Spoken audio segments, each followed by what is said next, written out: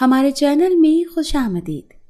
चलें शुरू करते हैं आज की कहानी। इस अंधेरे कमरे में बैठे बैठे मुझे अब वहशत सी होने लगी थी। इन दीवारों से बातें करते करते मेरा दिमाग मफलूज हो रहा था। मेरा दिल चाहता था कि मैं इस चार दीवार के बाहर निकलकर दुनिया को देखूं, इस सूरत को देखूं, चांद सितारों को देखूं, लेकिन शायद अब मेरा मुकद्दर ये चार दीवारी ही रह गई थी। वो सलाखें जिनके पीछे बैठकर मैं घंटों अपने माजी को सोचती रहती थी और ये सोचती थी कि आखिर मेरा कसूर क्या है। रात का पहर जैसे जैसे अपने डेरे जमाता था वैसे वैसे वहशत बढ़ती थी। एक वाहिद रोशनदान था जहां से कुछ सूरज की किरणें आती थी, वो आना बंद हो जाती थी, फिर मैं और अंधेरा यकजा हो जाते थे, एक दूसरे से लिपटकर एक जान बन जाते थे। मैंने कितनी मर्तबा दुआओं के लिए हाथ उठाने चाहे, लेकिन हर बार हाथ झोली में गिर जाते थे। मैं कितनी खुदगर्ज थी कि जिंदगी के इस मौके पर जब अल्लाह से मांग रही थी, जिसने हर मौके पर मुझे इतना नवाजा था, मैंने अपने पांव समेटे और टूटे दिल के साथ अपने रब से फरियाद की कि वो मुझे इस जिंदा से निकाल दे। मैं सलाखों से निकलना चाहती थी, जहां बड़ा सा ताला मेरी जिंदगी का फुल स्टॉप बन चुका था, जहां का अंधेरा मेरी जिंदगी का खौफ बन चुका था। वो इंसान न जाने मुझे यहाँ बंद करके कहाँ चला गया था। मैंने अपना लाल दुपट्टा सर पर जमाया और सलाखों के पास आकर देखने की कोशिश की, लेकिन वहां कोई जीरो नहीं थी। इतने दिन हो गए थे लोगों को देखे हुए, उनकी आवाजें सुने, यहाँ तो गहरी खामोशी थी। और कुछ अरसा मजीद यहाँ बंद किया जाता तो मैं अनकरीब पागल हो जाती। मैं अपने बालों को नोच रही थी, आंसू चेहरे से बह रहे थे। नींद पूरी न होने की वजह से आंखों के गिर्द हल्के बने हुए थे और मेरी चीख इस तरह दीवार में गूंज कर पलट कर मेरे कानों में ही पड़ रही थी। मेरा नाम हिना है और मैं एक मिडिल क्लास घराने में पैदा हुई। मैं अपने वालिदैन की अकलौती औलाद थी। मेरे अब्बा कुम्हार थे, मेरी अम्मा घरदारी संभालती थी, लेकिन शुरू से ही उनकी जबान काफी तेज थी।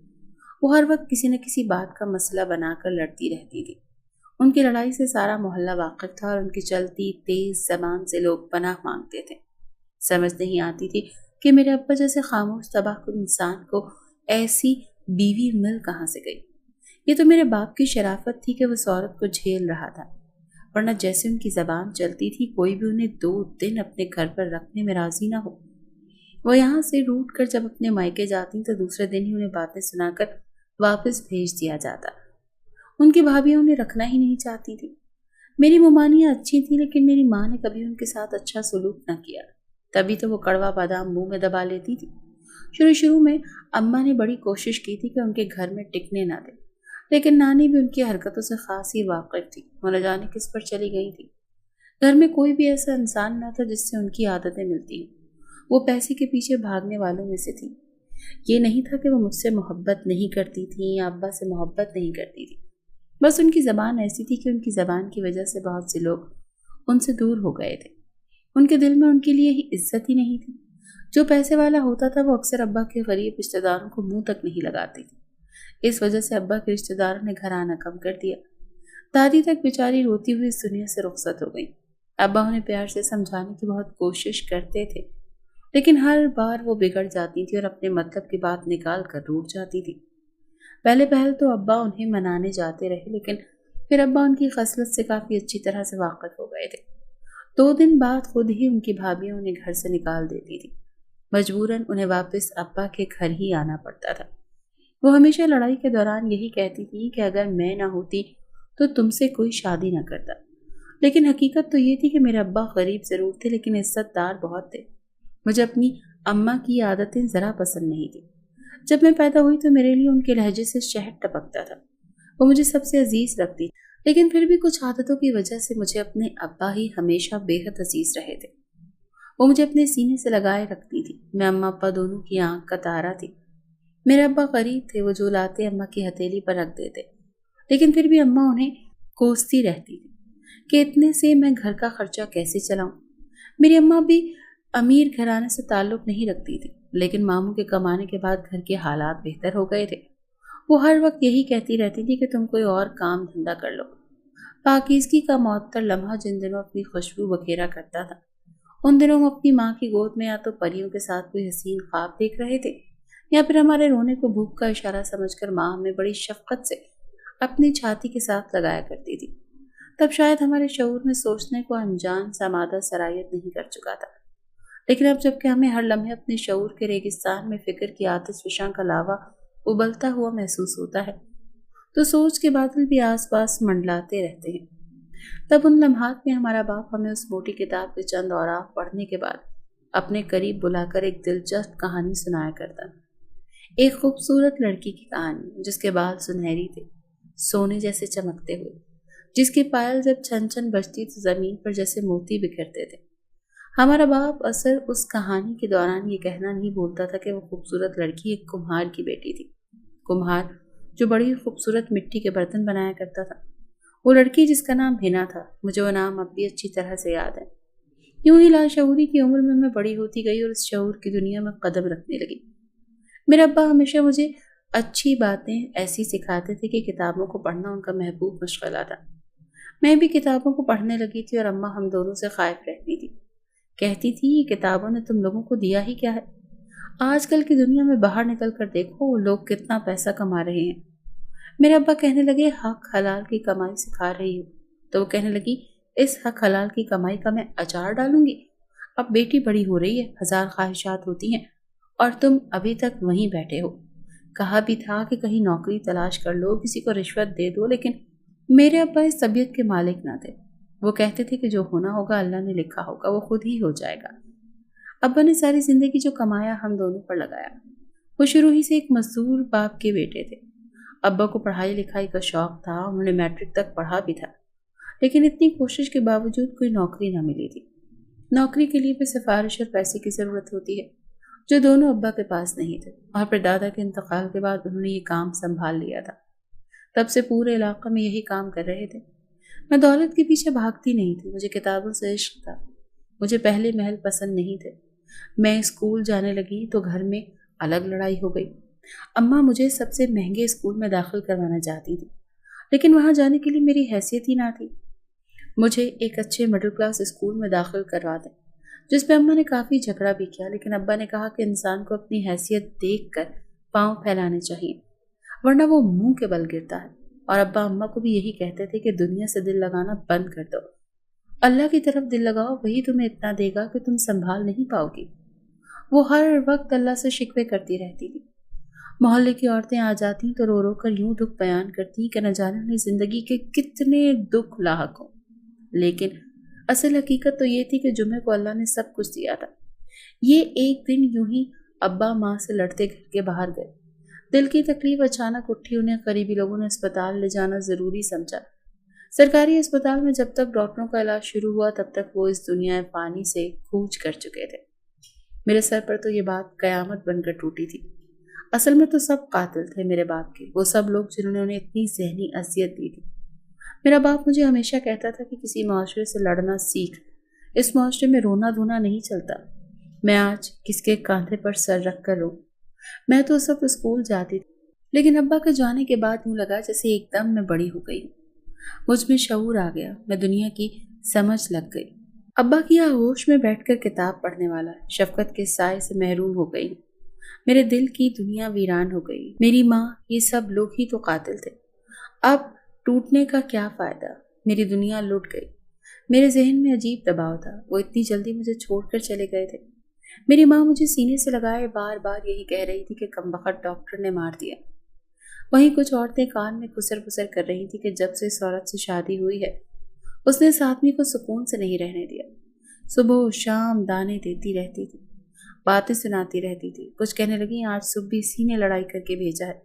यकीनन तभी उसने इस चीज का बोझ दिल पर लिया होगा और अब तक चल बसा है। लोगों ने ही तदफीन के मामूल भी आए, लेकिन आखिरी खड़ी में अम्मा से मिले बगैर पूछे कि तुम्हें किस चीज की जरूरत तो नहीं है। तदफीन के लिए पैसे तो नहीं चाहिए, बस हाथ रखा, दो चार लफ्ज तसल्ली के बोले और वापस पलट गए। अम्मा जिनका इतना भरम दिखाती थी वो दुनिया अम्मा से रूठ गई थी, लेकिन अकल अम्मा को अब भी नहीं आई थी। वो अब भी यही सोचती थी कि दुनिया में सबसे ज्यादा अजीज जहनी सुकून से भी ज्यादा अजीज दौलत होती है। किसी तरह भी दौलत हासिल करूंगी, फिर बेशक इसके लिए हराम ही क्यों ना खाना पड़े। दौलत दुनिया की सबसे बड़ी तरजीह थी। मैं धाड़े मार मार कर रो रही थी। अम्मा भी हमदर्दी समेटने के लिए औरतों को कह रही थी कि देखो ना, میں تو اس سے اتنی محبت کرتی تھی، پھر بھی مجھے اکیلا چھوڑ کر چلا گیا۔ میں کیسے اکیلی بیٹی کو پالوں گی؟ اندر سے تو وہ بہت ڈر چکی تھی، رو تو وہ واقعی رہی تھی، کیونکہ اب باقی کمائی جو آنا بند ہو جانی تھی، جس کمائی کے بارے میں وہ 1000 تانے دیتی تھی، 1000 بار کہتی تھی، لیکن پھر وہ آنا بند ہو جانی تھی۔ ان کے بھائی بھی اتنے پہنچے ہوئے نہ تھے کہ وہ اپنی بہن کا خرچہ اٹھا لیتے، وہ بھائی جن کا ہر وقت ابا کو تانا دیتی رہتی تھی، جن کی کمائی کے بارے میں لمبی لمبی چھوڑتی تھی۔ ہم انسان بہت ناشکرے ہیں، ہمارے پاس کوئی نعمت ہو تو اس کا شکر ادا نہیں کرتے، بلکہ دوسروں کی چیزوں کو دیکھ دیکھ کر جلتے رہتے ہیں، اور یہی ناشکری ہمیں زندگی میں کبھی کامیابی نہیں ملنے دیتی، سکون میسر نہیں ہونے دیتی۔ وہ اللہ کے بہت عزیز لوگ ہوتے ہیں جو کم چیزوں پر بھی خوش رہ لیتے ہیں۔ زندگی کے دوڑتے بھاگتے لمحوں سے کئی بار فرار ہونے کی کوشش کی، مگر دنیا کی گہما گہمی نے ہمیشہ دامن پکڑے رکھا۔ کبھی زندگی کی رعنائیوں نے اپنی طرف کھینچ لیا، اور کبھی آزمائشوں نے میرے گرد گھیرا تنگ کر دیا۔ گو کہ طبیعتاً خانہ بدوشی خون میں جوش مارتی تھی، مگر معاشرتی اقدار ہمیشہ اس خواہش کو دباتی رہی۔ زندگی کو جاننے کی خواہش در در کی خاک چھاننے کی طرف مائل کرتی تھی، مگر ایک متوسط طبقے کی لڑکی کمر پر بستہ لٹکائے تنہا صحرائے نور دی کو نکلے، گویا آسمان ہی نہ گر پڑے۔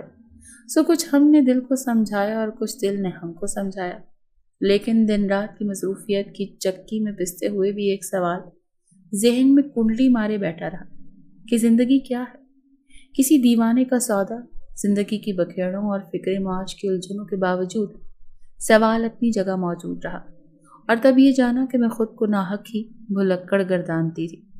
میری نظر میں زندگی اتنی بے رنگ تھی، زندگی اتنی بے رحم کیوں ہے، اتنی بے یقین کیوں ہے؟ زندگی کی وسعت اور رنگ بے حد اور بے کرا، اس کو 2 جملوں میں بیان کرنا نہ صرف ناممکن ہے بلکہ شاید یہ اس کی توہین بھی ہے۔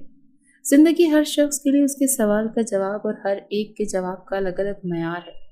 ہر شخص زندگی کو اپنے آئینے سے دیکھتا ہے۔ کسی کے لیے زندگی خوشگواری اور مستقبل کا خواب ہے، اور کسی کے لیے زندگی ایک جبر مسلسل، کسی کے لیے معصوم بے فکر سا قہقہا، اور کسی کے لیے ایک امید اور آس۔ کسی کے لیے زندگی ایک آزار ہے اور وہ اس کے بوجھ تلے دبا جیے جا رہا ہے، اور کسی کے لیے یہ جشن و طرب کی محفل عیش و نشاط سے بھرپور نشہ۔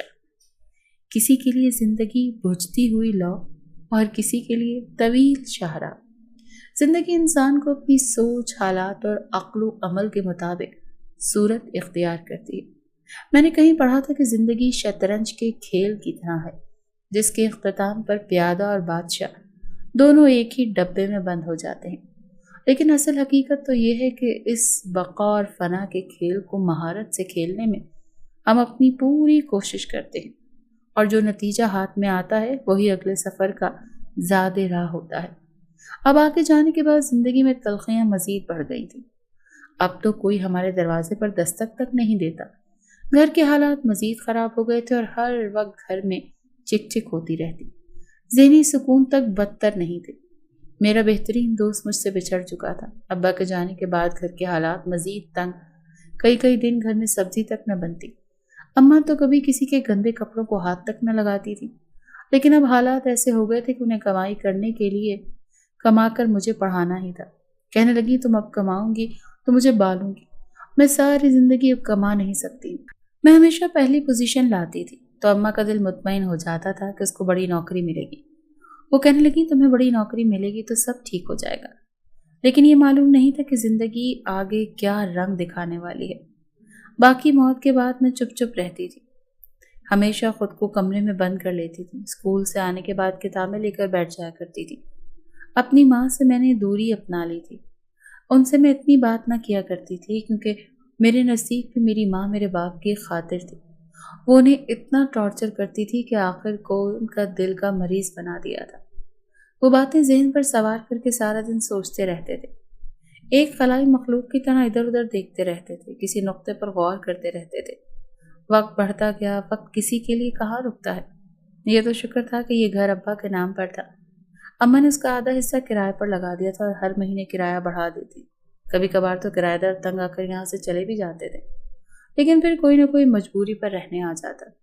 یہ قسمت اچھی تھی، مکان کبھی خالی نہیں رہا، لیکن وقت کے ساتھ اماں کی زبان مزید کڑوی ہو گئی۔ अब वो हर किसी से लड़ती थी, कभी भाइयों से लड़ती, कभी भाभीयों से लड़ती, तो घर आना तक छोड़ दिया था। कहने लगा कि तुम अपने शौहर को भी यूं ही बातें सुना सुना कर खा गई। वो बेचारा शरीफ इंसान था जो सारी जिंदगी तुम्हारी बातें सुनता रहा। मेरी अम्मा शुरू ही से बहुत खूबसूरत थी। उन्हें उम्मीद थी कि उनका किसी अमीर घर से रिश्ता आ जाएगा, लेकिन अमीर लड़कों ने सिर्फ बातों पर ही उन्हें डरखाया था। शादी तो कोई मर्द ही कर सकता है ना।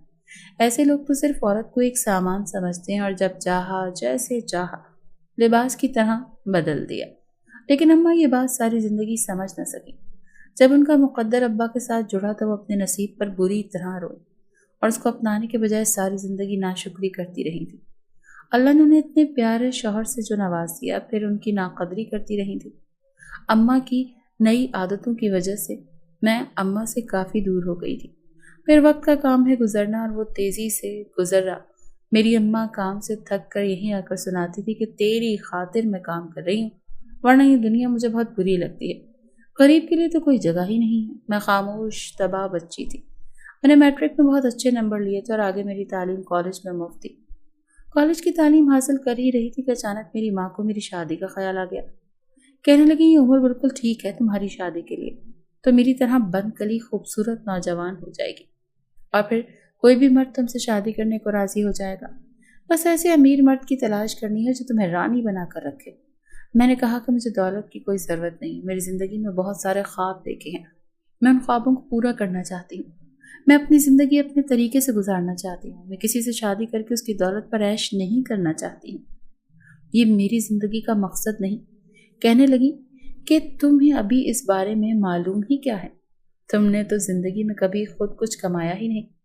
मैं अब कमा कमा कर थक चुकी हूँ, मज़ीद मुझसे कमाया नहीं जाता। तुम तो घर में बैठकर मुफ्त की रोटियां तोड़ रही हो, तो मैं क्या मालूम कि बाहर कमाने के लिए कितनी मशक्क़त करनी पड़ती है। और अब तुम अपनी माँ से ज़बान दराजी करोगी। वो अपना हुक्म मुझ पर थोपना चाहती थी।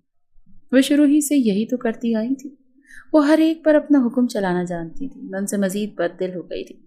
मैंने भूख हड़ताल तक कर ली थी, लेकिन उन्हें मेरे भूखा रहने से कोई मतलब नहीं था। वो तो शायद मुझसे प्यार भी नहीं करती थी। कोई सगी माँ इतना खुदगर्ज कैसे हो सकती है। मेरे दिल में उनके लिए बुरे ख्यालात आने लगे थे। मेरा दिल उनसे बददिल हो गया था।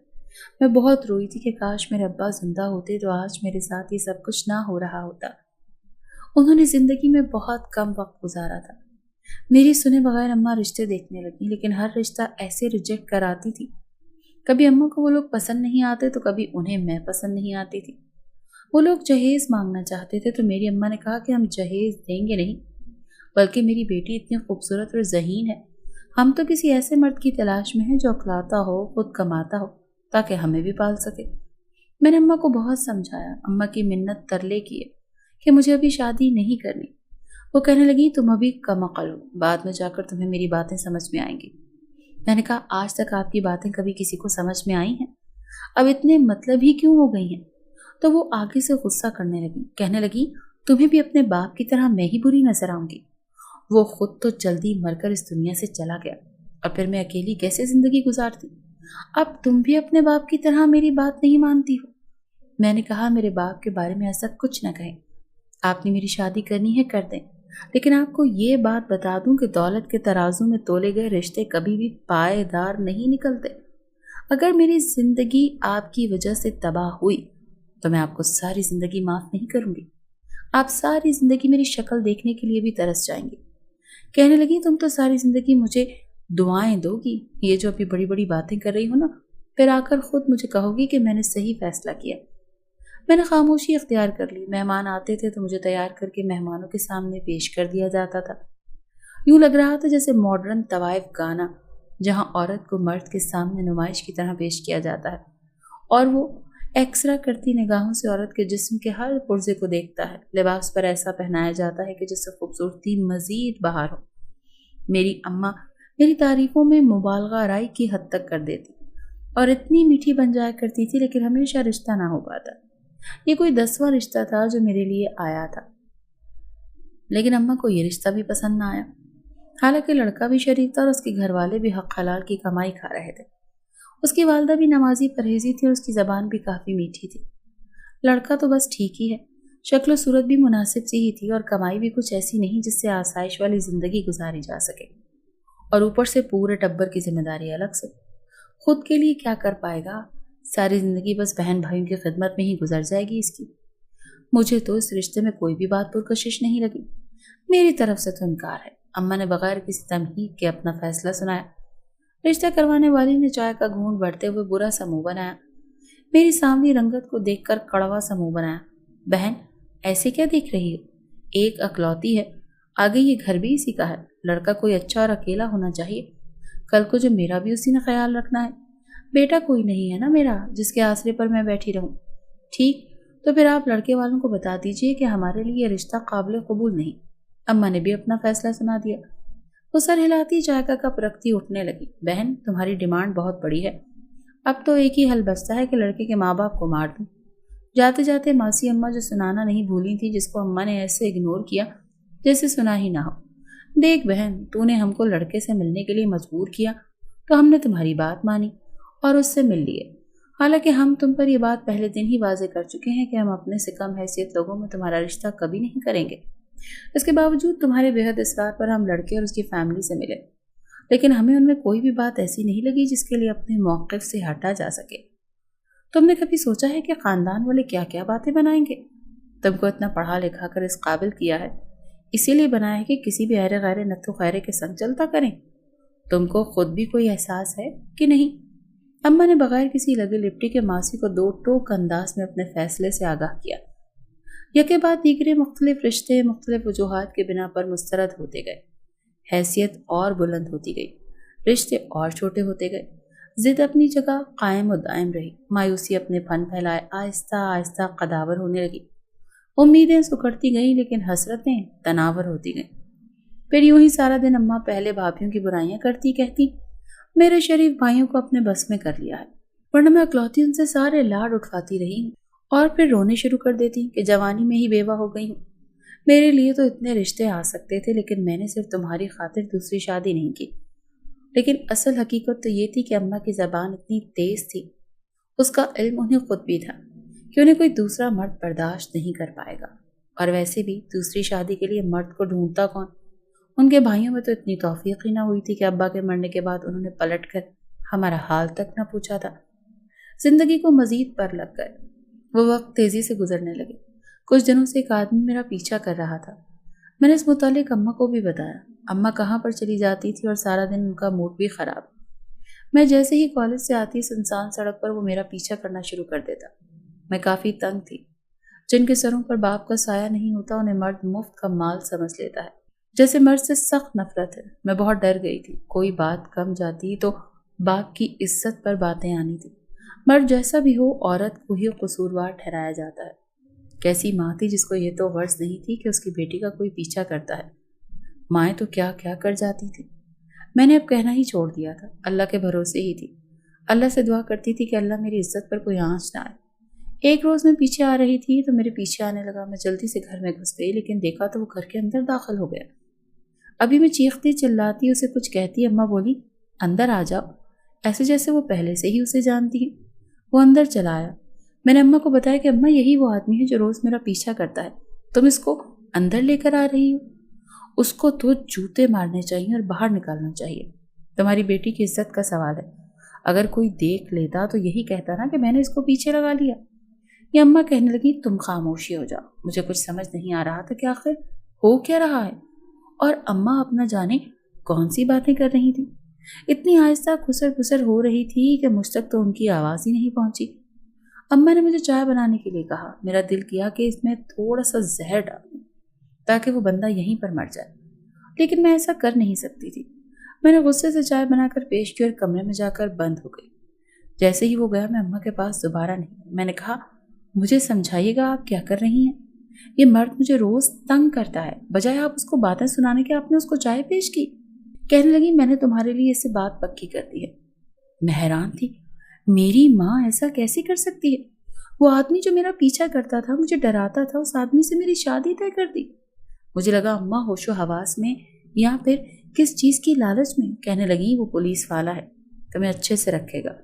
वैसे भी अकलौती हैं। मुझे अब समझ आ गई थी कि मेरी माँ को दौलत में इतनी अंधी हो चुकी थी। मैंने कहा मैं उससे शादी नहीं करूँगी, लेकिन मेरे लाख इनकार के बावजूद भी मेरी माँ रोने लगी। बाप की कसम तक दे दी, मैं मजबूर हो गई थी। बाप की कसम के आगे तो कोई बात ही न चलती थी। उन्हें मालूम था कि मैं अपने अब्बा को कितना प्यार करती हूँ।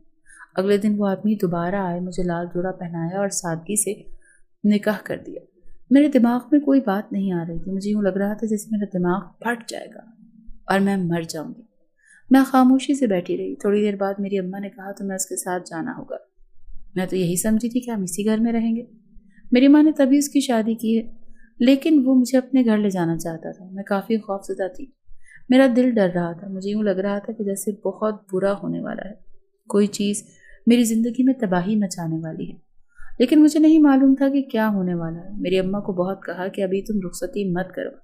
मैंने तुम्हारे कहने पर निकाह कर लिया तो कहने लगी कि अब तुम मेरी नहीं रही, तुम अब इसकी अमानत हो। जहाँ तुम्हें लेकर जाना चाहे तुम्हें जाना होगा। मैंने कहा, कितने पैसे लिए हैं आपने अपनी बेटी को बेचने के? इतनी खुदसर कैसे हो गई? क्या आपने मुझे कभी प्यार नहीं किया? मैं आपकी कोख से ही पैदा हुई हूँ ना। मैंने अम्मा को न जाने कितनी बातें सुना दी। जो दिल का गुबार था, आज तक रखा हुआ था, वो सब निकाल दिया। मैंने कहा, आप ही मेरे बाप की कातिल हैं। अब तो मर जाऊंगी, पलट कर आपके पास वापस नहीं आऊंगी। इससे तो बेहतर था कि मैं उस शख्स के साथ ही रुखसत हो जाती। मेरी माँ से कम बेहिस कम ही होगा। खामोशी से अपने शौहर पर एतबार करके उसके साथ रुखसत हो गई। मेरा कौन सा कोई मायका था जिसके गले लगकर मैं रोती? मेरा कोई रिश्ता इस दुनिया में बाकी ही नहीं रहा। अब जो कुछ भी था मेरे शौहर के साथ ही था। मैंने उसको पिछली गलतियों पर माफ़ कर दिया था और दिल ही दिल में ये फैसला किया था कि मैं अपने शौहर के साथ हंसी खुशी ज़िंदगी गुजारूंगी। कभी पुरानी बातें याद नहीं करूंगी, ना याद करवाऊंगी। सुनसान रास्तों से गाड़ी गुजरती थाने के करीब जाकर रुकी। मैं हैरान थी। मेरा शौहर पुलिस में तो ज़रूर है, लेकिन वो मुझे थाने क्यों लाया है? वो मुझे हाथ पकड़कर बाहर निकालता कमरे में ले गया और उस कमरे में मुझे बंद कर दिया। मैं पूछने लगी कि तुम तो मेरे शौहर हो, मेरे मुहाफिज हो, मुझे यहाँ बंद क्यों कर रहे हो? लेकिन उसने लफ्ज़ एक मुंह से नहीं बोला। मैंने कहा, तुम तो मेरा पीछा किया करते थे, अगर मुझसे मोहब्बत नहीं करते थे तो क्यों मुझसे शादी की? ये क्या खेल खेल रहे हो? मुझे कुछ समझ नहीं आ रहा था। उसने मुझे इस कमरे में क्यों बंद किया? वो कमरे में बंद करके जा चुका था। वो वहीं मुझे खाना पीना देता था, वॉशरूम भी वहीं था। मैं अब वहीं जिंदगी गुजार रही थी। इस कमरे में बंद रहते रहते मैं तंग आ चुकी थी। वो जब आता मैं उससे कई सवालात करती, लेकिन वो खाना रखकर चला जाता। मेरा दिल करता था मैं यहाँ से भाग जाऊं, यानी करीब में यहाँ रहती तो पागल हो जाती। मेरा दिल इस बात की गवाही दे रहा था कि यहाँ रहने से मैं जल्दी पागल हो जाऊंगी। न जाने किस जुर्म की मुझे सजा मिल रही थी। मैं यहाँ से भाग जाना चाहती थी। मैं वापस पलट कर देखना तक नहीं चाहती थी। एक रोज़ मेरा शौहर आया तो मैंने उसका गिरेबान पकड़ लिया। मैंने कहा, मैं आज तुम्हें इस तरह जाने नहीं दूंगी। मुझे हकीकत बता दो, क्या तुम्हें मुझ पर तरस नहीं आता? मैं यहाँ रह रहकर पागल हो जाऊंगी। मैंने तो ज़िंदगी में सारे रिश्ते ही अजीब व गरीब देखे। मेरी माँ ने तुम्हारी तरफ भेज दिया और तुम मुझे यहाँ बंद कर चुके। ना शौहर मेरे हक में था, ना ही मेरी माँ मेरे साथ अच्छा किया। मैं कहाँ जाऊँ? मेरा बाप मर चुका था। अगर तुम थोड़ी सी मुझ पर रहम दिली करना चाहते हो तो मुझे मेरे बाप के साथ दफना दो। कम से कम इस दुनिया से तो मेरी जान छूट जाएगी। मैं ऊंचा ऊंचा रोने लगी। उसने मुझे सीने से लगा लिया। कहने लगा, मैं तुम्हें सब हकीकत बता दूंगा, लेकिन जल्द, बस 2-3 दिन तुम्हें यहाँ मजीद रहना होगा, फिर मैं तुम्हें अपने घर ले जाऊंगा। तुम मेरी पोजीशन को समझो। मैं बहुत बेबस हूँ, मजबूर हूँ, वरना मैं तुम्हें कभी भी यहाँ ना रखता। मुझे समझ नहीं आया कि वो कैसा मजबूर है। आखिर को वो पुलिस वाला है, दुनिया की हिफाजत करना उसका काम है। 2 दिन गुजर गए तो मेरा शौहर आया। कहने लगा, आज से तुम आज़ाद हो, तुम मेरे साथ भी रह सकती हो। मैंने कहा, मुझे पहले हकीकत बताओ। कहने लगा, यहाँ पर एक औरत थी जो तुम्हारी हमशक्ल थी। वो लोगों को कत्ल करती थी। वो यहाँ से भाग चुकी थी। अगर मैं उसको वक्त पर ना पकड़ता तो मेरी नौकरी भी जा सकती थी। मैं बहुत घबरा गया था। मैंने एक दिन देखा तो मुझे गुमान हुआ कि जैसे तुम ही हो, लेकिन तुम्हारे बारे में पता करवाने पर पता चला कि तुम तो कोई और हो। इसीलिए मैंने सोच लिया कि तुमसे निकाह करके तुम्हें कुछ दिन यहाँ रखूंगा, जब तक वो मिल नहीं जाती। और आज वो मिल गई है।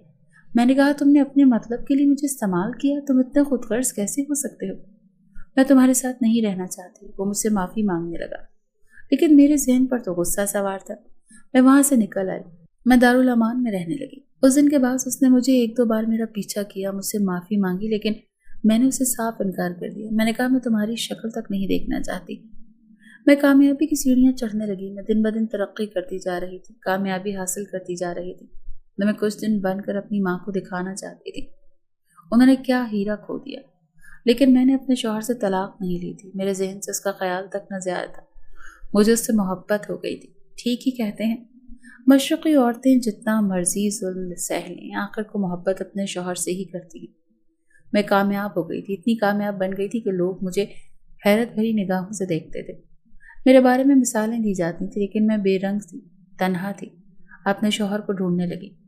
مجھ سے معاف کر دینا چاہتی تھی، اس کے ساتھ زندگی بھر گزارنا چاہتی تھی۔ میری شادی کو 5 سال ہو گئے تھے۔ ان 5 سالوں میں وہ نہ جانے کہاں تھا۔ میں نے اس کے تھانے سے بھی پتہ کروایا تو پتہ چلا کہ وہ یہاں سے کہیں چلا گیا ہے۔ وہ کہاں گیا ہے اس بارے میں مجھے کسی نے معلومات نہیں دی۔ میں آج اس مقام پر پہنچ چکی تھی جہاں پہنچنے کی لوگ خواہش کرتے ہیں۔ اب وہ ایک بین الاقوامی کمپنی میں ڈپارٹمنٹ ہیڈ کے عہدے تک پہنچ چکی تھی۔